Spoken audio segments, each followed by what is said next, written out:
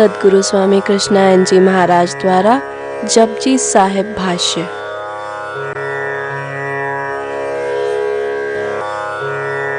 भगवान राम जब गए मातंग ऋषि की समाधि प्रणाम किए तो उन्हें से दिव्य एक ज्योति आते हुए दिखाई पड़ा, आभा दिखाई पड़ा। ये भगवान राम ही देख रहे हैं, लक्ष्मण नहीं देखे। तो कहा कि सब दिखता। भगवान राम देख रहे हैं कि उस समाधि से दिव्य ज्योति निकल रही है, प्रकाशमय हो गए और उसमें भगवान राम शक्तिशाली हो गए। हाथ जोड़कर प्रणाम किए, कहे कि माता तू धन्य हो, यह गुरु की तुम्हें साक्षात अनुकंपा मिली हुई। अब हम लोग चलने लगे। राम लक्ष्मण आई दरवाजे छोड़ने के लिए।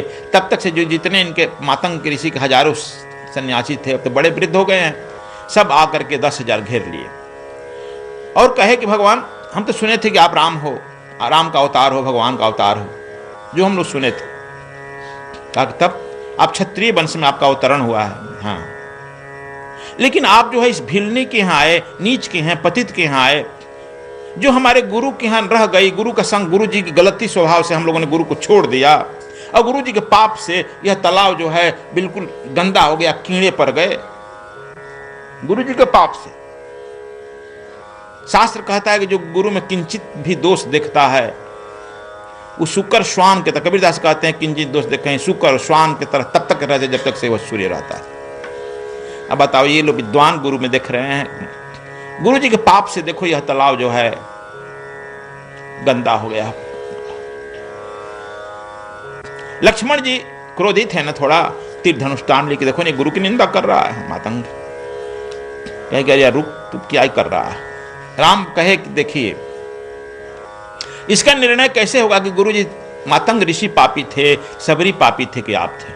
कहा कि आप लोग भूल गए, हम लोग ब्राह्मण हैं, देखिए कितने हैं, 10,000 हैं हम, ये खले है भिलने, इसी के चलते हम लोग छोड़कर उधर भाग गए। तो मैं यह क्यों ना कहूं कि मैं भी गुरु भक्त हूं, आप गुरु की भक्ति से वंचित हो गए हैं और आपके गुरु भक्ति के वंचित होने से आपके पाप से यह तालाब काला हो गया है। कहा कि नहीं भगवान, आप तो कम से कम न्याय करने वाले हो सुने हैं, और आपका जन्म इस पापियों के लिए नहीं हुआ है, नीच जातियों के लिए नहीं होगा। वो द्विज साधु हितकारी आया। कहा कि मैं हित कर रहा हूं, लेकिन इसका निर्णय कैसे होगा, आप कोई निर्णय करो। कहा कि आप बताओ। कहा कि मैं तो कह रहा हूं कि आप लोग इसका पैर धो, सबरी का पैर धो और धोकर किसी नदी में, इस तालाब में डाल दो, और इसके पैर के धोवन डालते ही ये पानी फिटिकरी की तरह हो जाएगी, तो यह परम पवित्र है, मातंग परम पवित्र है। सब लोग हटते गए पीछे कि भगवान एक तो भिलनी, एक पापिनी, और हम लोग उच्च कुल के आदमी इसका पैर धोएंगे, है संभव? मैं धो देता हूं। कहा कि आप धर्म के लिए आए हो। कहा कि मैं धर्म के लिए इसे निर्णय करना चाहता हूं। भगवान राम पानी मंगाए और उसके पैर धो दिए, और उस पानी को लेकर के कहे लक्ष्मण डाल दो, और पानी डालते ही डालते एक तमाशा हो गया, सिद्धि हो गई। पानी एकदम जो है गंगा जल के तरह, निर्मल फिटिकरी की तरह चम चम चमकने लगा, और भगवान राम उस पानी को उठाकर आचमन किए। कहे कि अब कौन है निर्णय? तो देखो वह सब देखता है, तुम लाख, वहां निर्णय जो है तुम्हारे जनसंख्या से नहीं होगी, इसलिए वह कीड़े को भी देखता है, पापी को भी देखता है। जब यह हो गया, भगवान राम चलने लगे तो देखो सबरी कही कि प्रभु मैं भी चलूंगी। कहाँ जाओगी माता जी? मैं अब गुरु काम हो गया, गुरु जी का आदेश था कि भगवान राम को आएंगे, चलकर उनकी कृपा हो गई, अब मैं गुरु के लोक में जा रही हूं। देखते देखते सामने ही सब लोग देख रहे हैं कि सबरी बैठ गई और उसके अंदर से जो है दिव्य ज्योति निकली, वह विष्णु के आकार में, चतुर्भुज आकार में प्रकट हो गई, और देखते ही देखते ऊपर सतलोक के लिए गमन कर गई, गुरु लोक के लिए गमन। उसी समय अपना काम करके तो देखो यह कहते हैं कि तुम यदि सत्य संकल्प ले पर जाकर जा पर सत्य स्नेह हो सो ताहि मिले ही नहीं कुछ संदेह हो। तुलसीदास जी कहते हैं जिस पर जाकर सत्य स्नेह रहेगा वह मिलेगा, संदेह मत करो। लेकिन संदेह सत्य स्नेह होना चाहिए, अटल विश्वास होना चाहिए, अटल आस्था होना चाहिए।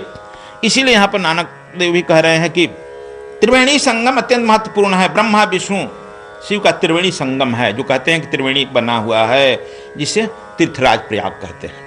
तुम्हारे अंदर भी त्रिवेणी संगम है, इंगला पिंगला सुषुप्ना गंगा जमुना सरस्वती। उस त्रिवेणी संगम पर जब तुम मन का हवन करता है, मन का जब हवन करता है कुतस्थ पर्वत पर, तब उसके फलाफल का वर्णन करते हैं कि एक जीभ क्या 10 लाख जीभ भी उसका जो है फल का वर्णन नहीं कर सकती है। अभी तुम इस पर करता है, इस त्रिवेणी संगम पर भी जो तुमको गुरु मंत्र दिया गया है, बैठो उसका हवन करो, मन का हवन करो। यह साधक 21 हो जाता है, अर्थात पूर्ण रूप में बदल जाता है। नानक देव कहें साधक 10 लाख जीव क्या 21 हो जाता है। 21 का मतलब क्या? पूर्ण रूप से बदल गया, टोटल चेंजेज। क्षण भर में जो हुआ था वो अब नहीं है। उसकी ऊर्जा जो है कीट पतंग भी से उसकी ऊर्जा कीट पतंग भी ऊर्जान्वित हो जाता है। कहते हैं कि उनकी वाणी समझने के लिए शब्द साहित्य नहीं, श्रद्धा प्रेम और समर्पण चाहिए। उस परम पुरुष की वाणी के लिए साहित्य नहीं, प्रेम श्रद्धा और समर्पण चाहिए। आप देखते हो कि भगवान राम जो है ईश्वरी के आश्रम को समझ लिए, और तुम लोग यह जानता होगा कि लक्ष्मण जी को जब शक्ति बाण लगा, सुखेन वैद्य आ गया। वैद्य का काम है किसी का इलाज करना, और वही फेंके थे, कह सुनते हैं कि वही संजीवनी बूटी के रूप में, वही बैर जो फेंके थे वही संजीवनी बूटी के रूप में आया, और वही फिर लक्ष्मण जी के मुंह में, वैराग्य रूपी लक्ष्मण के मुंह में डाला गया। तब उस भक्ति का संचार हुआ, और इसके बाद उन्हें शक्तिबान कभी नहीं लगा।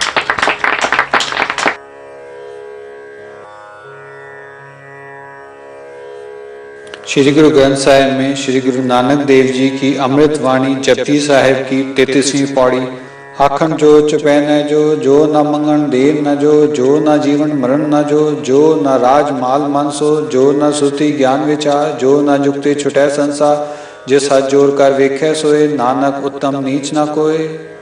न बोलने में शक्ति है, न मौन में शक्ति है, न मांगने में शक्ति है, न दान में शक्ति है, न जीवन में शक्ति है, न मरण में शक्ति है, न राज संपत्ति में न मन के संकल्प विकल्प में, न स्मृति में, न ज्ञान में, न विचार में, न संसार से छुटकारा पाने की युक्ति में शक्ति है। वास्तविक शक्ति तो उस परम आत्मा के हाथ में है जो सृष्टि रचता है और उसे देखते रहता है। नानक कहते हैं कि वहाँ कोई ऊंच नहीं है, न कोई नीच है। देखिए, एक बार महाभारत की छोटी सी घटना है। धर्मराज युधिष्ठिर धर्मात्मा है, ज्ञानी है, विद्वान भी है। धर्म शास्त्र के उन्हें इतना ज्ञान है कि जब जंगल में ऋषि मुनि लोग शास्त्रार्थ करते हैं और अपने में उलझ जाते हैं तो उसका भी निर्णय करने धर्मराज युधिष्ठिर जाते थे। लेकिन आदमी में जब एक कोई गलती रह जाती है तो वही गलती उसे मार गिराती है। तुम लाख अपने में 99% अपने को सही मान लो, लेकिन 1% कोई गलती आ गई, उसी गलती से आप मारे जाते हैं। धर्मराज नाम है धर्मराज, और धर्मराज के अवतार भी हैं। लेकिन एक गलती थी, जुआ खेलना। धर्मराज हो, जुआ खेले। इसीलिए तुम लोग कहते हो सट्टा लगाना, लॉटरी खेलना, ये सब हम जुआ ही मानते हैं। एक जुआ खेलने की उनमें आदत थी। जुआ में जब बैठ जाते थे कोई उठा नहीं सकता था। यह कमी शकुनी जान गया था। और जब इनके यज्ञ में वो लोग गए थे तो इनका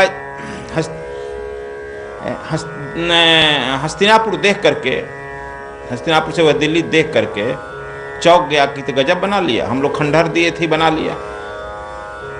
उस समय कहा कि शकुनी घबराओ मत, ये तो 1 मिनट में हम ले लेंगे। कहा कैसे? जुआ पर एक दिन बुलाओ इसको निमंत्रण देकर। इसमें जुआ कमजोरी है, जब खेलने लगा तो हटेगा नहीं। हम जो वो जुआ सम्राट हैं वही हुआ, आ गए जुआ खेलने के लिए। जुआ में जब पसा पड़ने लगा तो सब राजपाट हारने लगे, हाथी घोड़ा हारने लगे, सब हारते हारते अपने अंतिम दाव पर अपनी पत्नी को भी लगा दिए, द्रौपदी को, और वह भी हार गए। उसी में बहुत परपंचायती हुई तो उन्हें हुआ कि 12 बरस वनवास, 1 वर्ष अज्ञातवास। उसमें यदि पता चल जाएगा आप अज्ञातवास में कहीं, तो फिर 12 वर्ष वनवास, 1 वर्ष। मानी यह क्रम चलते रहेगा तो हम पता लगा ही ले तू जाएगा कहाँ। हमारे बहुत CBI CID IB है। मैंने सदैव के लिए जंगल में रहो। देख लिया ना, एक कमी आदमी को डुबा देता है। तुम लोग तो कमी कर कहते कह देते हो सॉरी उसे काम चलेगा नहीं, चल जाएगा। देखो बहुत सॉरी कहे होंगे, धर्मराज के नहीं चला, सब हार गए। द्रौपदी को लाया गया मज सभा में, और दुर्योधन जो है द्रौपदी का चीरहरण करने के लिए कहा। चीरहरण का मतलब स्पष्ट शब्दों में समझो कि उन्हें नंगा करो और नंगा करके मेरे जांघ पर बैठाओ।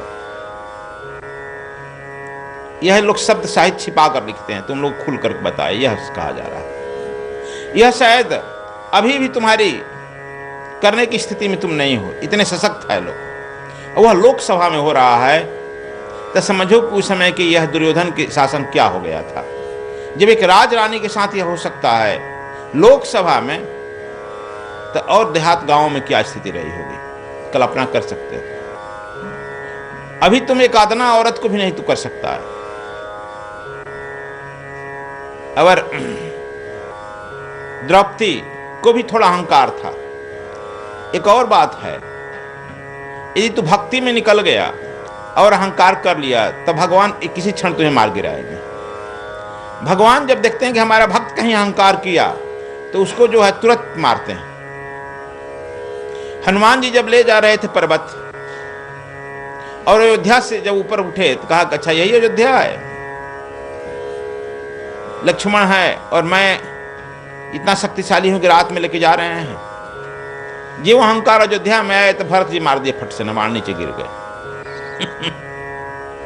हनुमान जी समझ गए कि वो हम में अहंकार आया ना, इसका फल मिला। यदि तो भक्ति की लाइन में चल गया, गुरु गोविंद के सानिध्य में रहने लगा, तो अवसर देते ही तुम्हारे अहंकार पर बाण मार देगा, जान नहीं छोड़ेगा। इसलिए मारेगा कि तुमको वह जो है उस अहंकार से मुक्त करना चाहता है, ठीक पात्र बनाना चाहता है। द्रौपदी में भी अहंकार आया था, मैं सर्वश्रेष्ठ सुंदरी हूं, एक 5 पति हैं मेरे, इस पृथ्वी के सर्वश्रेष्ठ 5 हैं।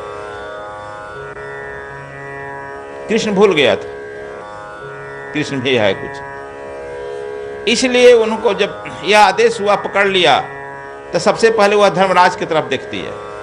जुआ वही ना हारे थे। औरत कोई वस्तु है, आज में हार सकता है तू हारने वाले को पहले पुलिस पकड़ के ले जाएगी, जीतने वाले को भी तू हंटर लगाएगी लगाएगी ना, हारने वालों को भी ले जाएगी, जीतने वाले को भी मारेगी। लेकिन अब देखो वहां लोकसभा में हो रहा है, और जब चिल्लाई अपने पति को, तो वो जुआ हार चुके थे, सिर नीचे कर लिया। देखिए एक कमी जो है, तुम्हारा सिर नीचे कर दिया ना। भीम सर्वश्रेष्ठ गदाधारी थे, उनके तरफ चिल्लाई, भीम भी अपना गदा पीछे करके नीचे सिर कर दिए। चलो हमारे भैया का हाँ गलती है, मैं क्या करूं। सर्वश्रेष्ठ गांडीवधारी थे, धनुषधारी थे अर्जुन, कहा कि तुम तो लड़कारो, हमारी इज्जत बचाओ। अर्जुन भी पीछे कर लिए। नकुल सहदेव नित्यज्ञ थे, ज्योतिषी भी थे, जरा पंचांग तो देखो क्या मुहूर्त है सब लोग नीचे कर लिए। भीष्म पितामह की तरफ देखे, देखिए कुल के श्रेष्ठ हैं, वयोवृद्ध हैं, बाल ब्रह्मचारी हैं। एक बार वह हिंकार करते, डांट भी सकते थे, तो दुर्योधन की हिम्मत नहीं होती। लेकिन देखो, जैसा संसर्ग रहेगा वैसा तुम में गुण उत्पन्न हो जाएगा। उसका अन्न खा रहे हैं, उसका दोष है, वो भी अपना सिर नीचे कर लिए। द्रोणाचार्य, कृपाचार्य अमर हैं लोग, नीतिज्ञ हैं लोग, गुरु हैं, दोनों के गुरु हैं, लेकिन वो भी सिर नीचा कर लिए। जहां राजा है धृतराष्ट्र, अब उसके तरफ किए, धृतराष्ट्र से भी चिल्लाई कि आप तो राजा हैं, सम्राट हैं, आप हमारे भी ससुर हैं, पिता तुल्य हैं। लेकिन धृतराष्ट्र है, धृत माने दूसरे का जो संपत्ति छीन लेता हो, जो अंधा हो गया अपने पुत्र मोह में। तुम लोग भी अपने पुत्र के मोह में हो गया, जो अपने पुत्र मोह में अंधा हो गया है कि दूसरे का संपत्ति छीन करके राजा बनाना चाहता है, उसका नाम धृतराष्ट्र। जब इस तरह की बुद्धि हो जाए तो समझ लो कि उसको कोई बचा नहीं पाएगा। वो समझ रहा है कि हम जीत रहे हैं, लेकिन यह नहीं समझ रहा है कि हम एक विनाश के नजदीक पहुंच रहे हैं। समझ रहा है कि और हमको संपत्ति मिल रही है, लेकिन यह चाह रहा है कि संपत्ति हमको विनाश करने जा रही है। उसको भी चिल्लाए, लेकिन सब लोग मुड़ी नीचे कर लिया। अब तो वह नग्न होने वाली थी ना। जब देख रही संसार में कोई नहीं है, तब अंत में भगवान की तरफ जाता है ना। इसलिए दुख भी जरूरी है। ये दुख न आवे, तुम परमात्मा को याद ना करोगे। इसे दुख परमात्मा देता है अपनों पर कि भाई तुम क्यों इस संसार के मोह जाल में फंस गया।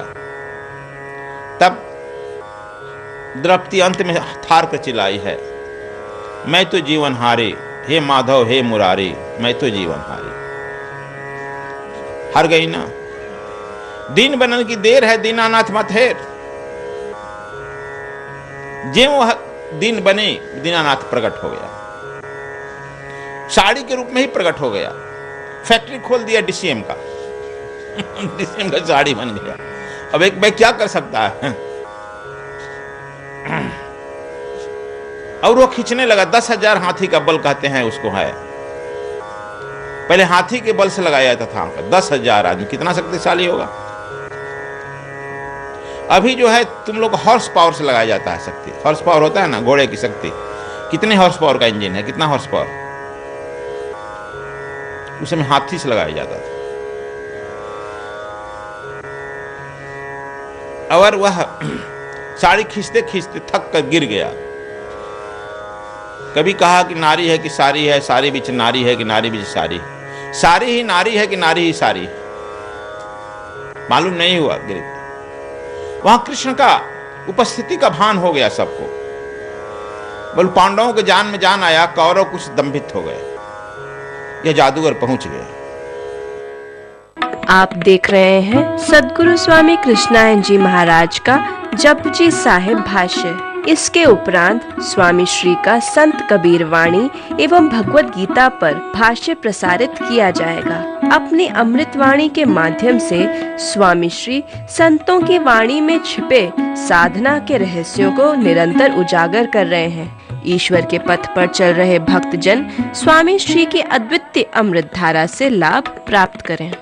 सद्गुरु स्वामी कृष्णानंद जी महाराज का उत्तराखंड कार्यक्रम दिनांक 9 से 15 मई 2015 तक सद्गुरुधाम आश्रम बद्रीनाथ में स्वर योग साधना शिविर आयोजित किया जा रहा है। इस साधना शिविर में भाग लेने के लिए निबंधन पूर्व में ही अनिवार्य है। निबंधन की अंतिम तिथि 5 मई 2015। अधिक जानकारी के लिए संपर्क करें आचार्य पूनम अग्रवाल 099 68 43 0203।